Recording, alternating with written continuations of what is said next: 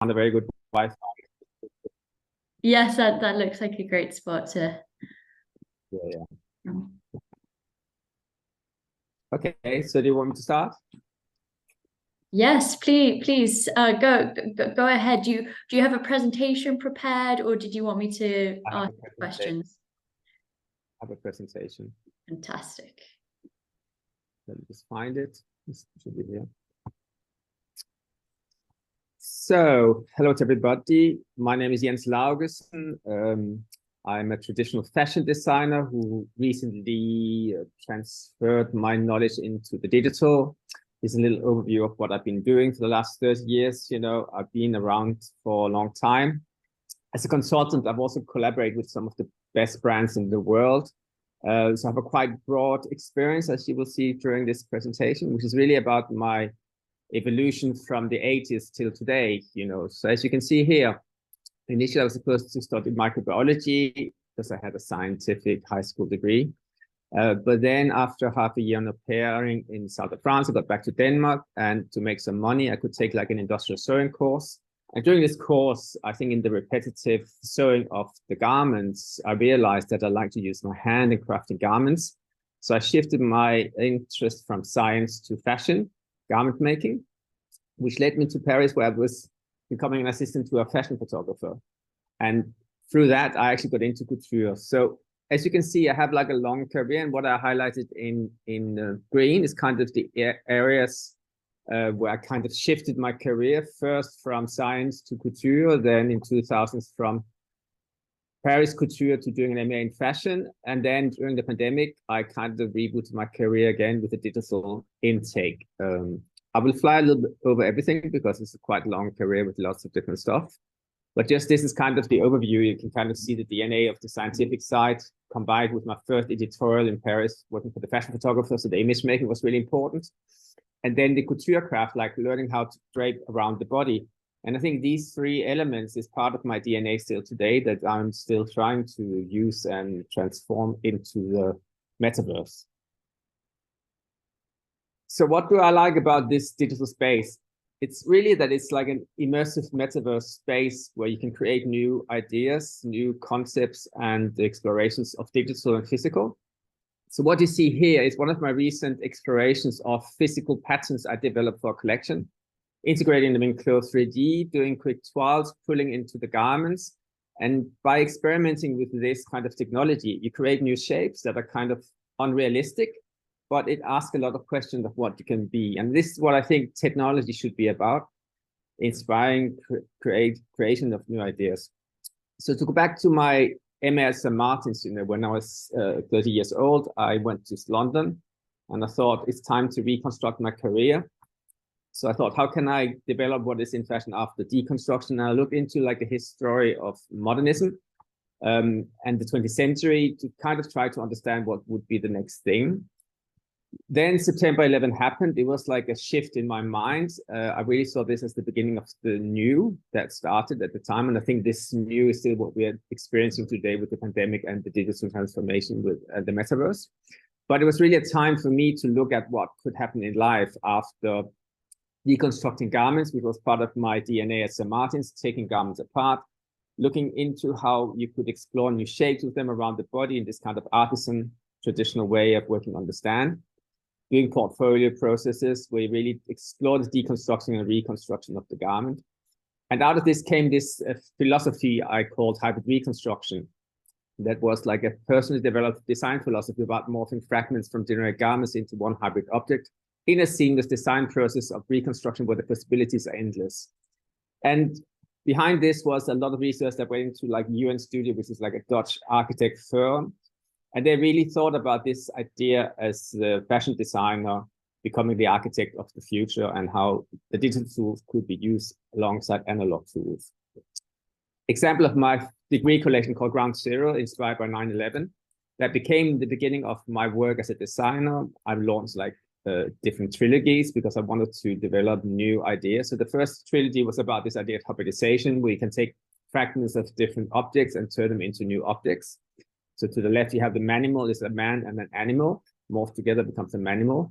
And the idea of the domestic animals, where you combine different fragments from different garments or chairs into new hybrid shapes, it's really what interested me, you know, to take the elements of a shirt and a t-shirt and make these t-shirt dresses, you know. So you can see in this kind of design DNA of mine, it is about deconstructing semantics of the shirt and the t-shirt and constructing new shapes, bringing hybrid elements into design thinking. It also resulted in like hybrid design of sunglasses with Linda Ferrer Vintage and Robert Sanderson, where I took a Converse inverted upside down. So this kind of design thinking that really stems from the St. Martin's design school thinking gave me like editorials in really established magazines at the time, like Vogue, Flair, and 10 magazine. But the signature of my design thinking also was part of different exhibitions here at the Louvre in Paris and at the V&A in London.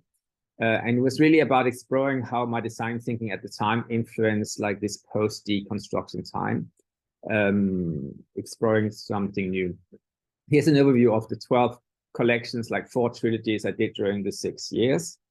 And in 2008, I kind of put the brand on hold because I realized it was time for something new. And when the crash happened, the financial crash in 2008, I was already consulting in New York in the fashion world. So here you have an overview of all the different awards I won during my time as a fashion designer, including the Andam LVMH Award in Paris, which led me to have like an exhibition at the Louvre. And latest, I've also won the IDA Design Award, Fashion Design of the Year twice in 2018 and 21. This is really great. So a pivotal moment in my career building of this traditional fashion brand was really when I collaborated with Nick Knight for Show Studio. And Nick Knight in the early 2000s was really a pioneer in the way that he thought about taking the fashion video into the media of the website, you know. So with Show Studio, he was really a pioneer by giving designers a chance to experiment with video as a media format. And as a fashion designer, I found that much more interesting than the traditional fashion images that you would get from fashion shows, because I never liked the idea of the catwalk, because it's a very commercial format. Of course, it's very interesting for people who sit in the front row to have a view of these things and the atmosphere and everything. So for those people, it's interesting. But the images that comes out of it are quite often really formatted into this kind of catwalk format. And I really like the idea of working with fashion media. And here you see an example of my first film collaborating with Nick Knight, where the discovery of this kind of analog VHS glitch that came when you fast forward the VHS tape transformed the images into these kind of pixelated, reminding me a little bit about the Twin Towers, 9/11. So that's why I called the film Fate in Chaos, because I felt it was really important that we look into how this kind of deconstruction process is part of a creative journey. And even if times are really difficult, you know, we should have faith in this chaos and be able to construct our way out of it. In 2018, after these 10 years of consulting, I relaunched my brand again with like support from the Fashion Foundation. And it resulted in like these kind of yearly collections where I, alongside doing the yearly collections, I did like image films. And these films and the yearly collections experimented with the media of the glitch, also again in the video format. And I really liked this idea of having, you know, the cut and paste of the silhouette design thinking and creating these new images. So I think the way the glitch transforms the image of the design is really interesting, because it allows me to see new ways of seeing my design thinking without me doing the design, but allowing the machine, the technology, to do the design thinking for me as a collaborator.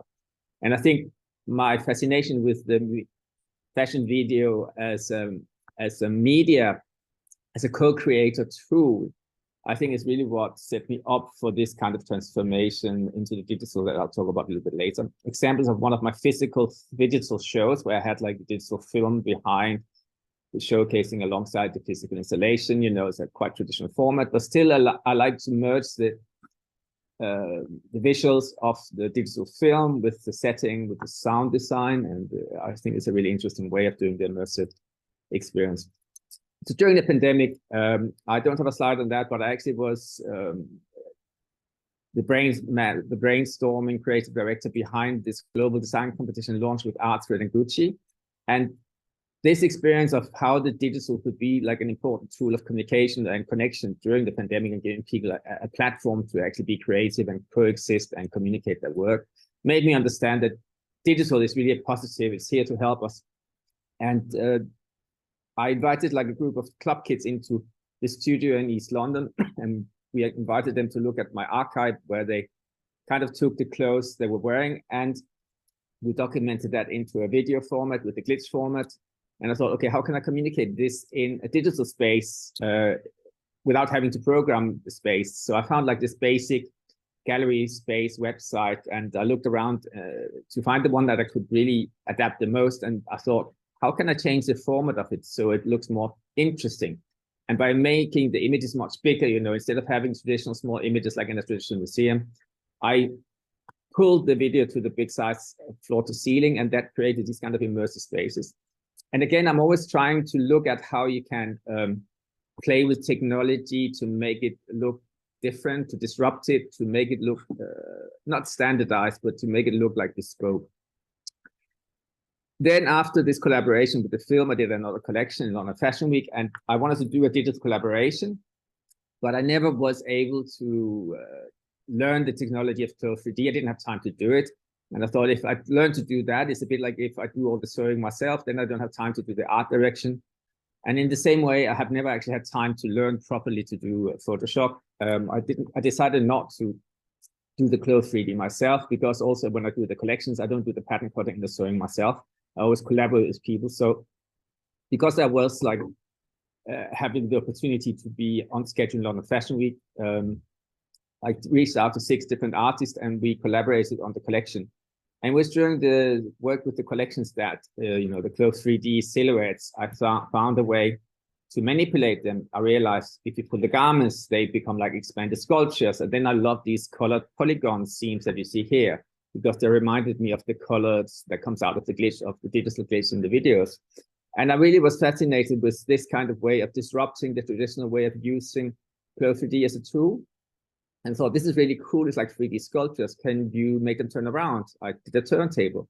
And then I said, can you export it as a video? I did that. And without having the knowledge of a lot of these things, I kind of found a way to export these films. And it became this really interesting film that was part of this metaverse. So I was also lucky to collaborate with Virtual Touch, which is like a Hong Kong digital lab. And they really created like an immersive space for my online digital event in London Fashion Week. And it was really like an important space. Yeah. So this is kind of an overview of all the different things that I have learned through the last 30 years, you know.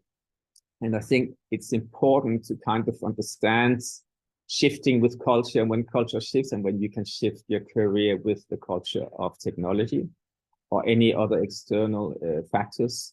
I think it's really important that you are able to go with the flow, have faith in the chaos that goes around us, and go with the creativity that you will find in the chaos. So this is a quote that I really like and love. So during my research in the 2015s, I found that the metamodernism was like a new way of looking at what this postmodernism could be, you know.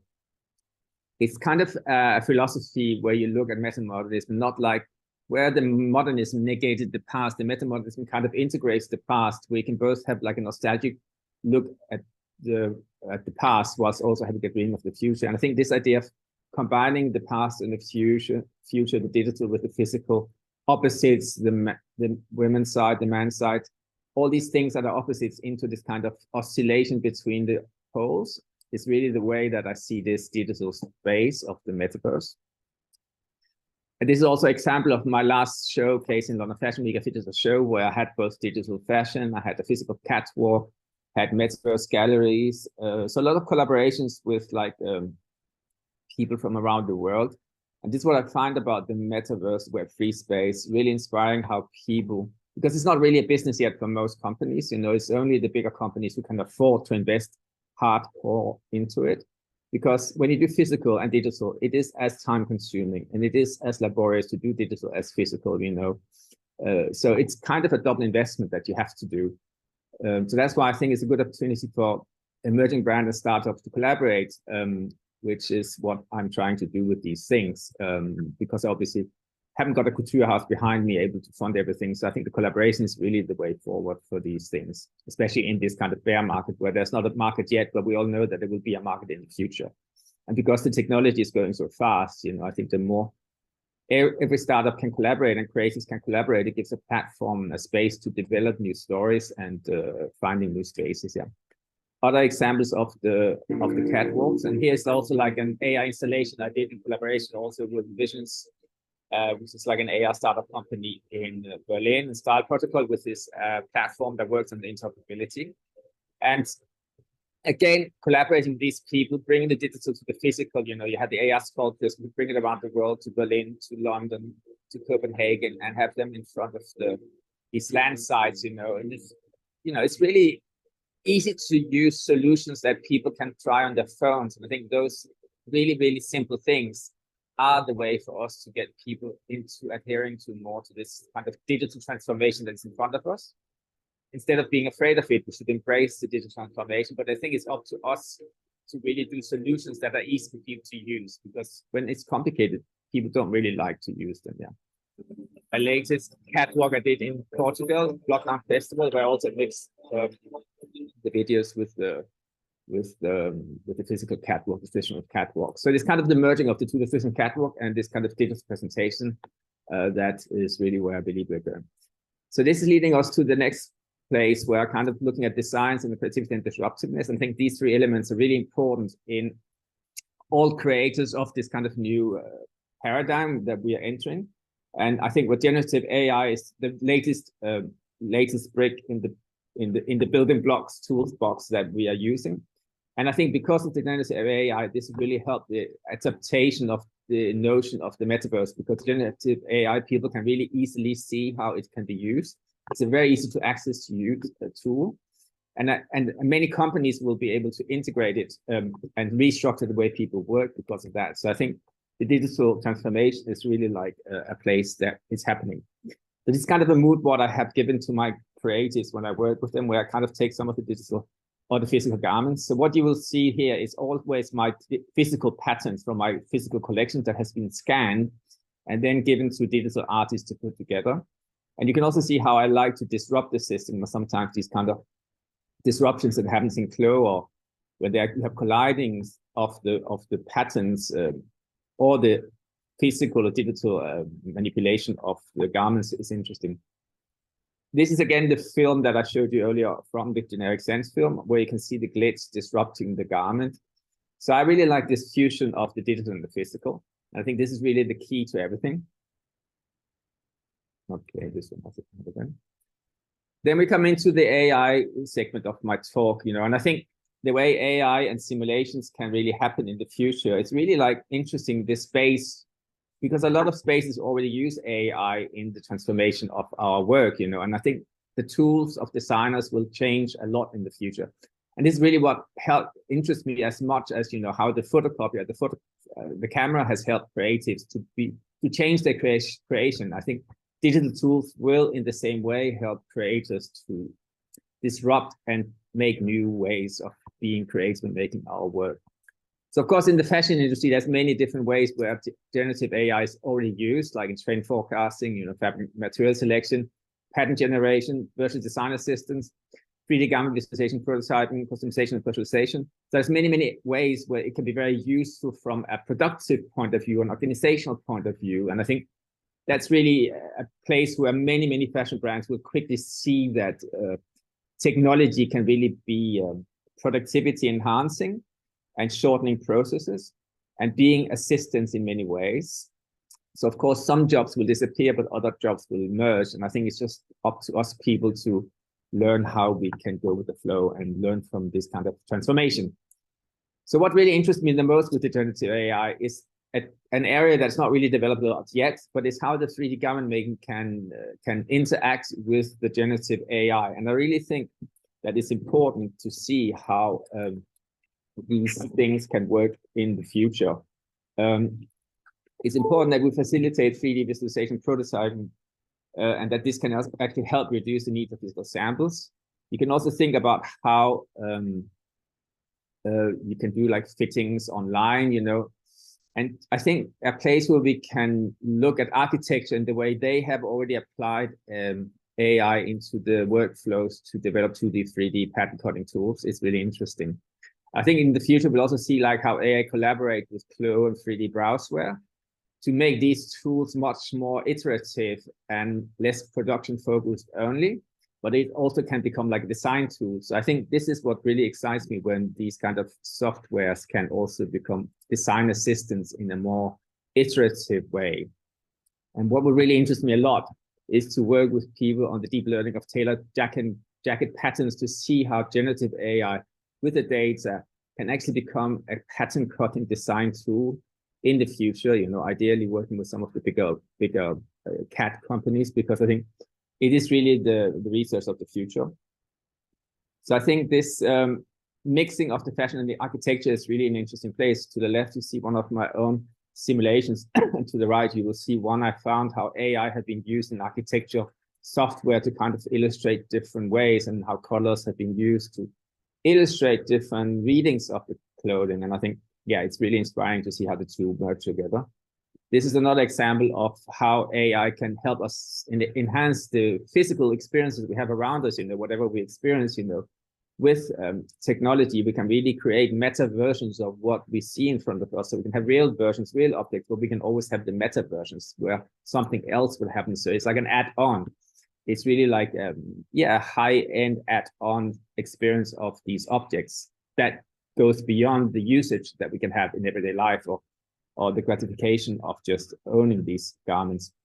Again, examples of my own design thinking to the left, and AI design tools where you can see like playing with the Lego blocks. Maybe it's a bit like the Lego blocks that the Twin Towers have fallen down, and how you can start to build them up again in new ways and deconstruct, reconstruct, create new shapes. And I think this kind of playing with the technology is really what interests me the most at this moment, because I think the more we play with it, we can see things. This is also an example of how, you know, play with technology and images and the simulations to the right. It creates these kind of interesting interactions between the digital and the physical. And again, like other examples of how AI in architecture goes together with like simulations of what garment making could be. So I think when you start to morph these technologies or creative practices in between fashion and architecture and product design, then we'll see much more interesting outcomes. Just an example of like AI sneakers by Nils Gabel, a German designer who does these kind of one-off customized, really interesting, individualized tools. So of course, in the future, we can hopefully see more of this kind of individualized production formats. We're not there yet, you know. For now, we can do like digital printed sweatshirt, hoodies, or more basic stuff. But I'm sure in the future, we will find a way to bridge the gap to technology and create like iterations between garment and architecture that would be inspiring for everybody. So this is just an example of Tim Fu, who works as an architect. And I like the way he's really a specialist in the mid-journey. He used a lot in architecture practice. And he shows here how he kind of takes the mid-journey image to the left and tries to implement a new kind of architectural translations to the right. And this is what we really need in the fashion world. You know, when you have the mid-journey illustrations, often you have these kind of unrealistic ways of doing things, but they have to be translated into 3D pattern cutting.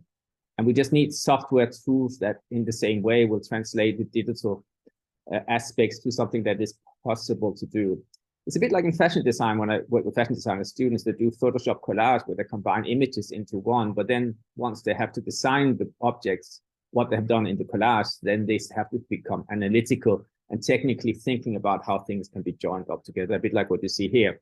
So the image to the bottom low is the output with mid-journey, and then the image to the upper left also is the same image that has been translated with Rhino and Grasshopper from the architectural point of view, where it has become like linked up structures that can actually be constructed together.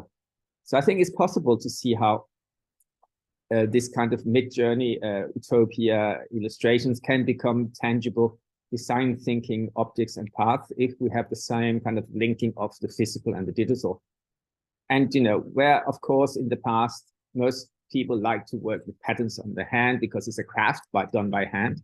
I can definitely see, having learned all these things, that I wish all my design archives would exist in a digital format, and that pattern cutters could work with that as the creative iteration tool in the beginning to quickly produce like toiles and ideas, iterations that can be used as a starting point for a collection.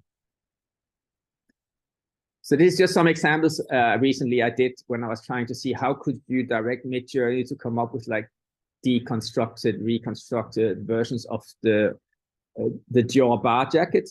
And it was just like 2 or 3 prompts, and I got these solutions, you know, where I talked about morphing Margiela with the Dior bar jacket. And I think it's actually a really good idea to come up with so quickly.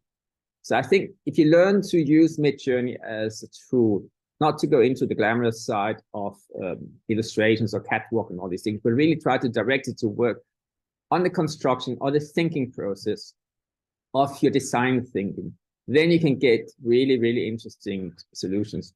This is what I learned, you know, the more specific you are in the way you describe your design thinking, the better results you would get. Of course, it's very easy to like quote Dior jacket or Martin Margiela jacket because they're a very famous brand, and you will very quickly find images online that they can take references from. But I think that's a little bit like cheating. Of course, everybody can say we want to do like jackets like Margiela, but I think as designers, if we do that, we know we are kind of copying somebody's work. So instead of doing that, I think it's important as creators, we find our own language that will inspire that kind of visual design thinking from the images that exist, but without referencing these designers, because we don't really want to be recognized as designers who are copycatting. And as when I teach fashion design to students, I always say all kind of references to any current designers should be avoided in any kind of work for brands, you know. But this is kind of interesting to see how you can come up with like solutions for possible creative pattern cutting or toiles. Again, it's iterations about the tailored jacket, you know. And I think this was a prompt that came out of just, this is results that came out of a prompt. And I think it's really interesting what came out. And you can see, oh, this could really easily become a beginning of a storyline for a collection or a segment. Or you can say, I like this jacket, can we do this jacket? And change some details on it.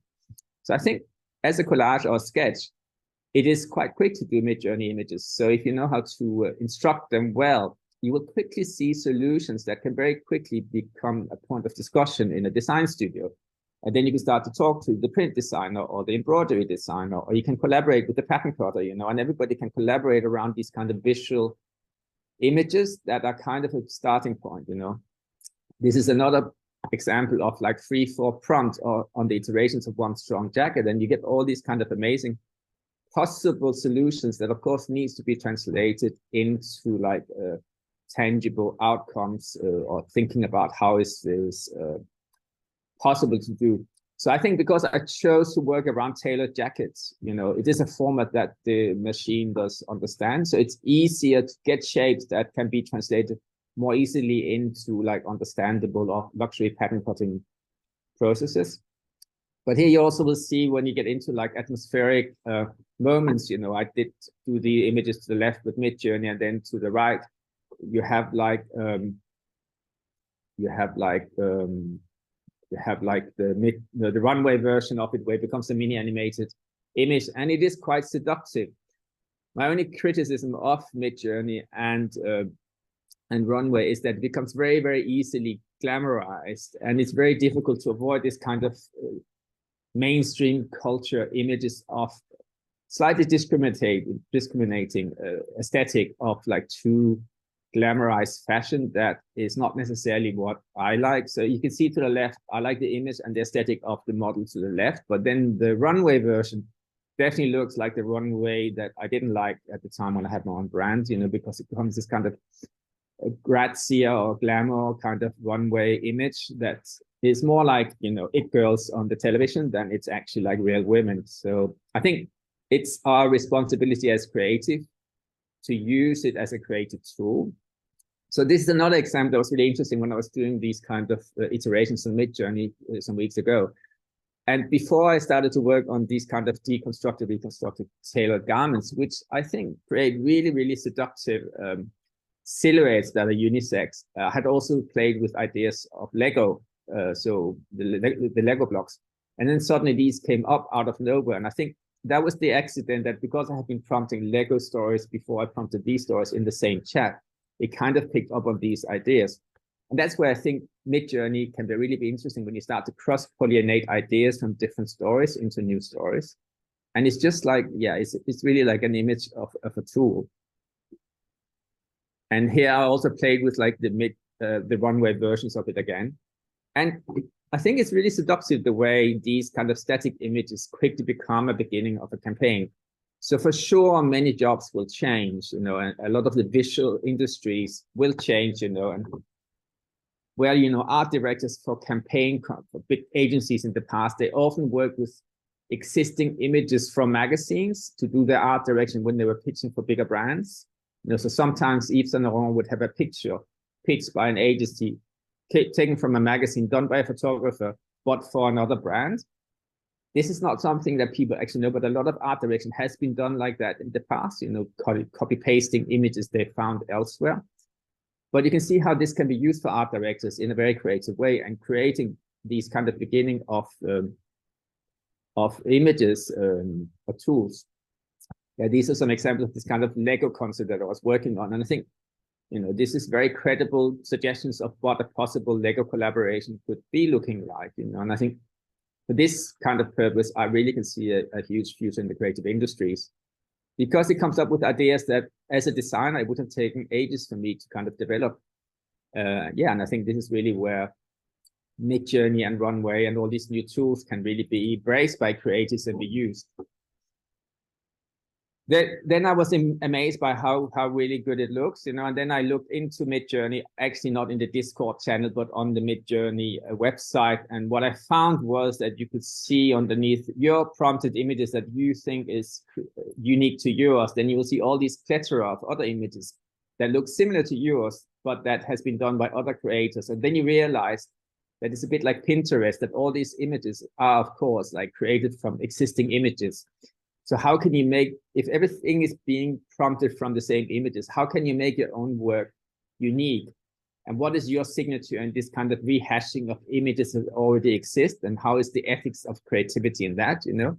And it reminded me a little bit of Pinterest, you know, because a lot of designers use it, but it's really rare to see anybody admitting that they use it. And I don't really like to use it because you just see these kind of straightforward, easy to understand, looking similar ideas. So it's great for commercial fashion, high street fashion, but for really creative design studios, it's not a tool that people use, or they use it in hiding because it's just not original research, you know. And as a creator, you want to generate your own design thing. And then you can see here that this is the Pinterest version of my image from Midjourney that I uploaded into Pinterest. And you can see how it's rehashing other images out there that looks similar to what I had found on the Midjourney. So you don't really know what is Pinterest and what's Midjourney if you mix it all together. And yeah, so it can be difficult to find a signature as a creative in this industry where everything is rehashed from other people's work. I think this is the huge challenge we are having in front of us. Yeah. So this was kind of my, yeah, okay, I just, yeah.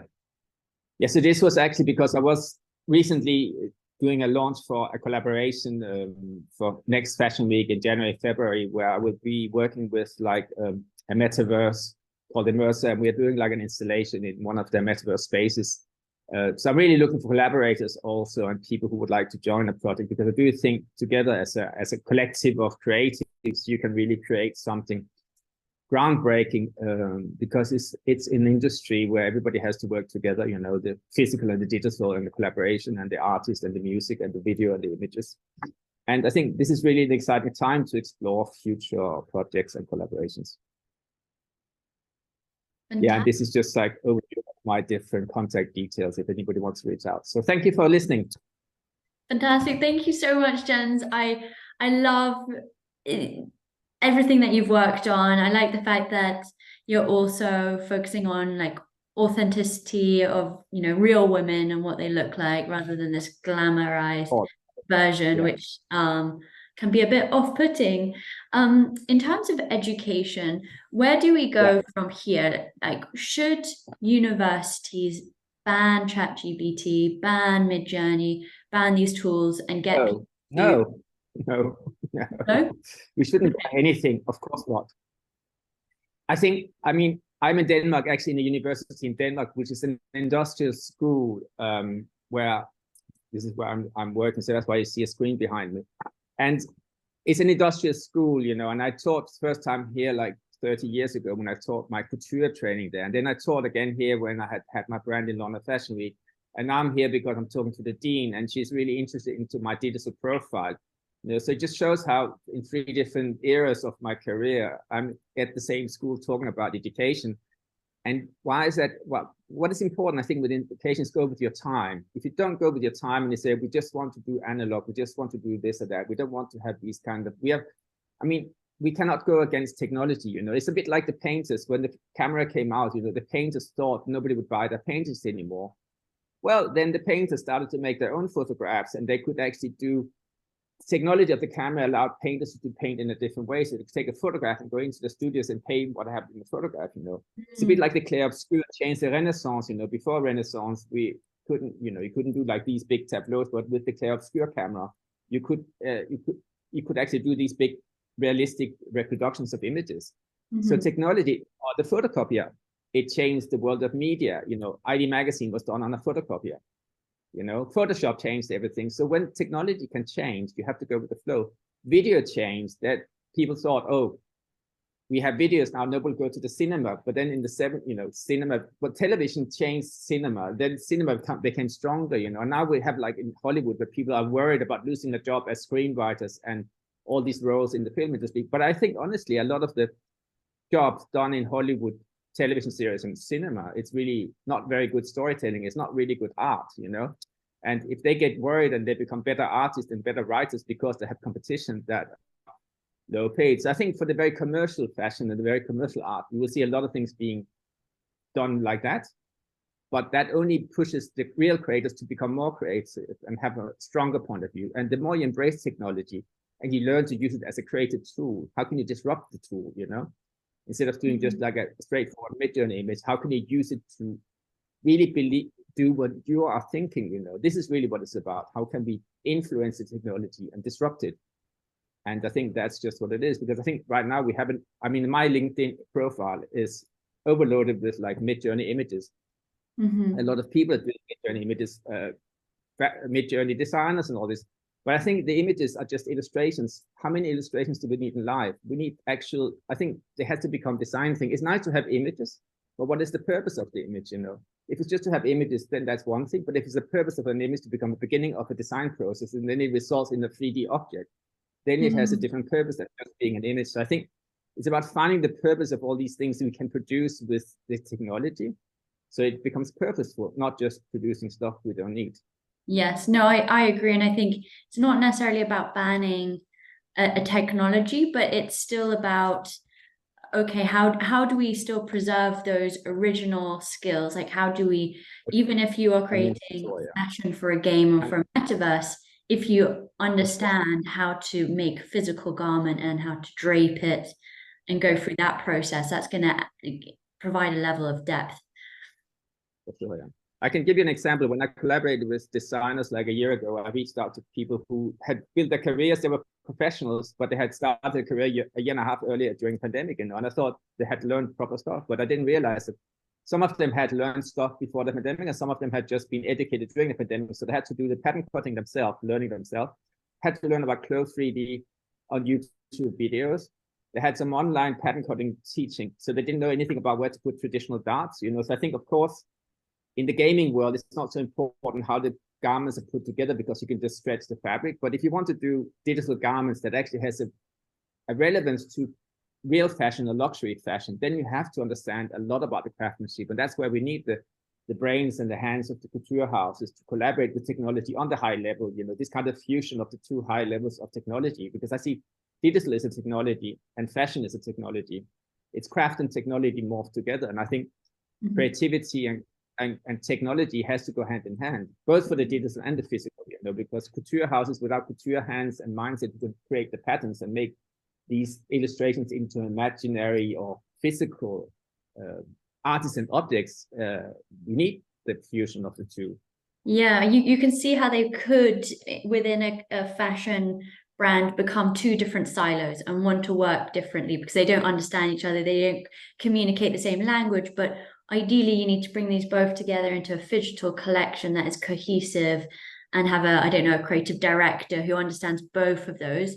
Do you think that the physical would be more utilitarian and then the digital version would be the physical, but with some sort of magical kind of fantastical qualities? Or do you think, how do you think they... I think it's about finding out what is the purpose of everything, you know, because the metaverse exists since 20 years. Gamers have been living in the metaverse since 20 years. So it's not a new concept. They have a purpose to be there. They love gaming, but not just that. They meet friends. You know, my nephew has met friends in Afghanistan. He's learned about the cultures. They become best friends online because they're gaming.